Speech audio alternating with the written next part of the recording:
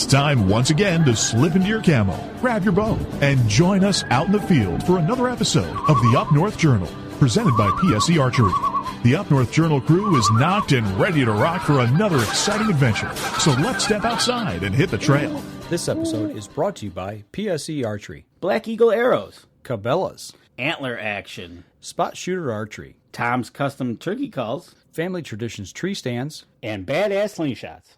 I shoot PSE because I like one pin to 40 yards. I shoot PSE for the perfect combination of feel and performance. I shoot PSE because you can shoot lighter poundage and increase arrow speed. I shoot PSE for the fastest bows on the planet. I shoot PSE because my livelihood depends on my bow. I shoot PSE because better engineering makes a better bow. I shoot PSE. I shoot PSE. I shoot PSE. I shoot PSE. Experience PSE. Experience performance. We know the future of hunting depends on our nation's youth.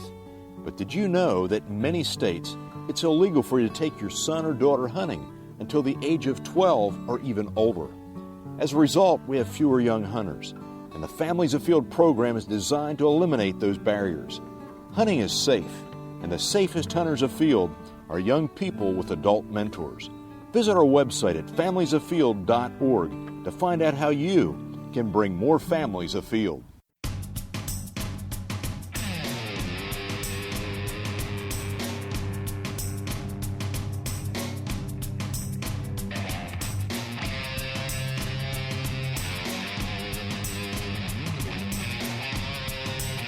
Welcome back to the Up North Journal Minicast in the cabin with Dan, ready to fall. Something you won't hear on our main show, but you're going to hear it now on our minicast. You're going to hear it all right. Ooh, am I? Ooh.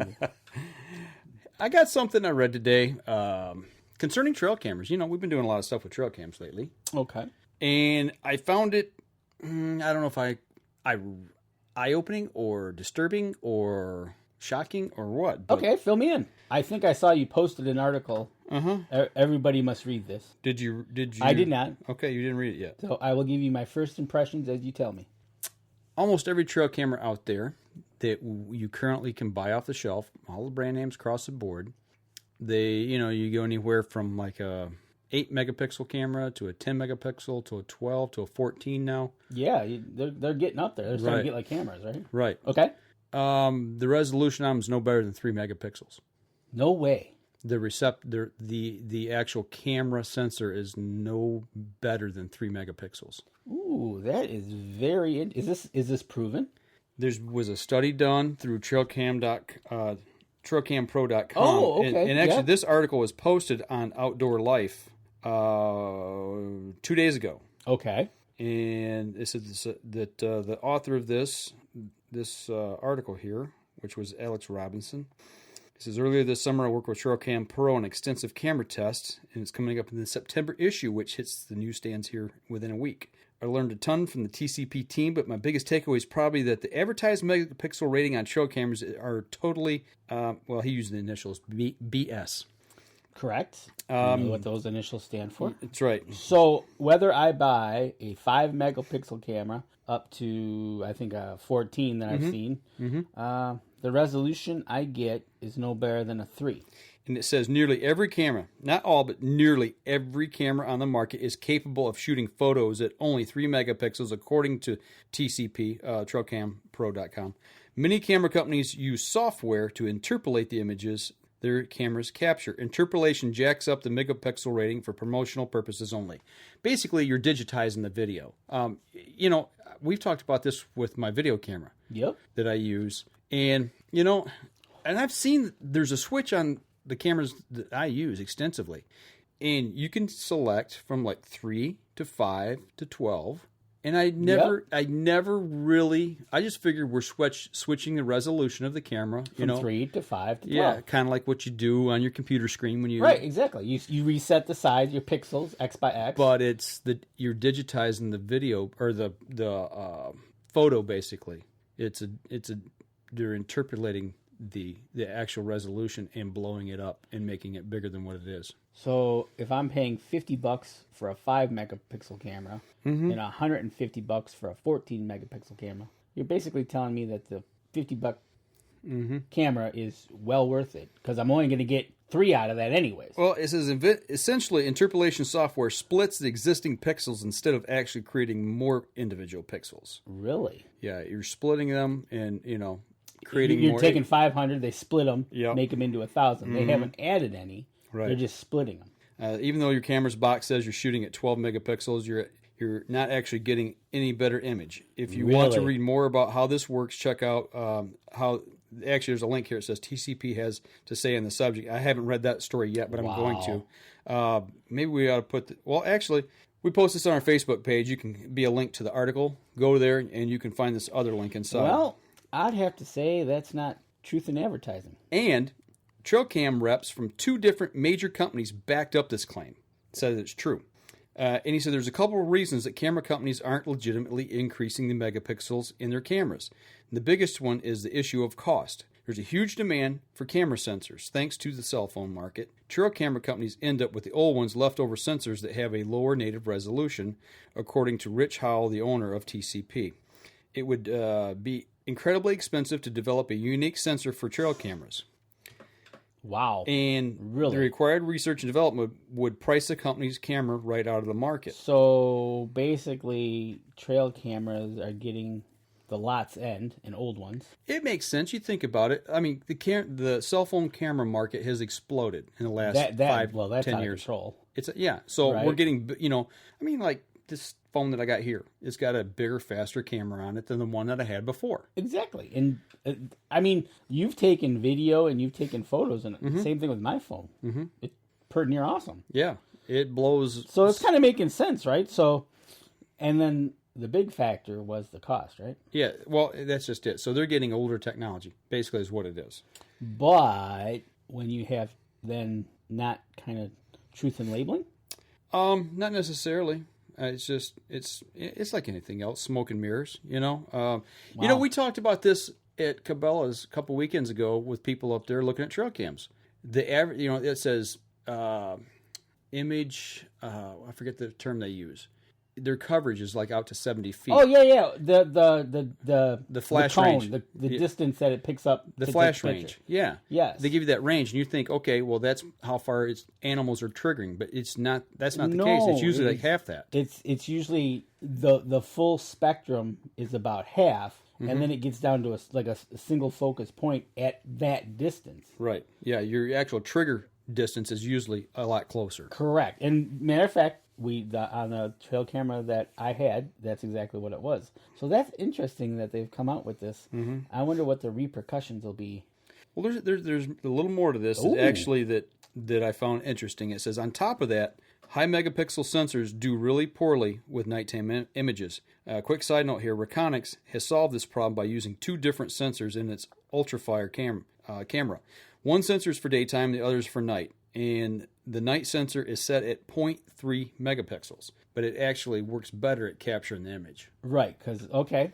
All right. So the fact is most deer hunters usually don't want a higher megapixel camera, but to the average hunter shopping for a camera, 12 megapixels sounds a lot better than a 3, so companies feel compelled to keep advertising higher ratings in order to keep up with competition. And the megapixel arms race continues. But you don't have to fall into the trap. The article goes on to say, many cameras allow you to choose the megapixel setting for your camera. Test your cams at the 3 megapixel rating and at its highest setting, and then compare the photos. If there's no noticeable difference, choose the lower one because it takes up less room on your card. And it also affects your trigger speed and reset speed as well, taking larger photos. Well, I guess since I'm trying them out at home as we speak, I will go home and try that this week. Yeah, so what do you think? I think that is pretty wild. It kind of makes sense in a way, like you said. Could you imagine if we had, because the phones now are well over a few $100. Now, could you imagine every camera being that? Well, we see... It's almost like buying a camera raw. Yeah. Well, we saw Reconyx in the stores, and that's the high-end camera in Cabela's. Exactly. And you're looking at that $400 to $600 range. Which you're basically then buying a camera. Right. So, okay, so now it's kind of making sense. Now, when we put 2 and 2 together on this and say, okay, you know, I don't want to pay, we'll just throw out a number, $100. Mm-hmm. But yet the Reconyx, which was 4 to 5 to 6, I think, depending on which model, you know, and you just read that they actually have 2 sensors in there. You're kind of going to get what you pay for. Right. So does it make sense in a way? Yeah, it kind of does now that you've brought the article to light.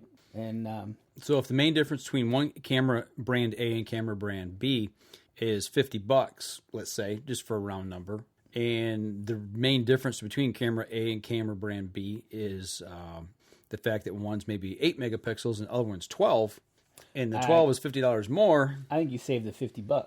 Right. Yeah. I totally agree with you on that. So, which is kind of neat. That is interesting. So now, you know, I'm going to take, next time I'm up, and I'm going to take one of my Browning cameras, and I'm going to bump it back down to the lowest rating. See what it does. That's what I'm going to do with the 2 Cabela's, the cameras that I got. Be interesting to see how they work. Exactly, and see what happens, especially like in the nighttime.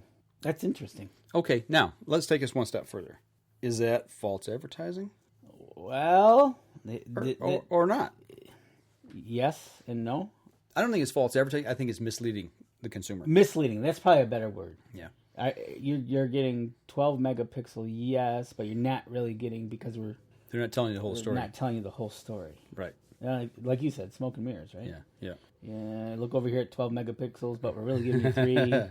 The man behind the curtain. Pay no attention to the man behind the curtain. Exactly. That is interesting. We're going to have to kind of follow up on that and see what that article says. And yeah, I'm going to read the other link to that, and it kind of goes a little more in depth. But yeah, we'll have this on our Facebook page, and you guys go check it out, and go to our Facebook page, Up North Journal, and scroll down and find it there and see what you think about it. So exactly, very interesting. Absolutely. I was shocked when I saw that. And I work with cameras every day. Yes, you do. And I understand that digital zoom, like on our video cameras. I understand what that is. And that's, you're digitizing the video, and it pixelates when you blow it up. Right. So, yeah.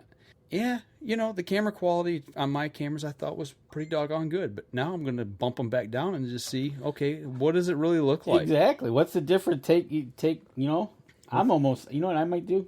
Since I got 2 cameras, I think I'm going to put them side by side, and set one at, I think, 12 and one at whatever the lowest setting is. Yeah. See what, and see if I can't get. And see if the camera night, A and camera B. And then look at the night video or the night photos and see if they're any different as well. Right. So. Oh, wow.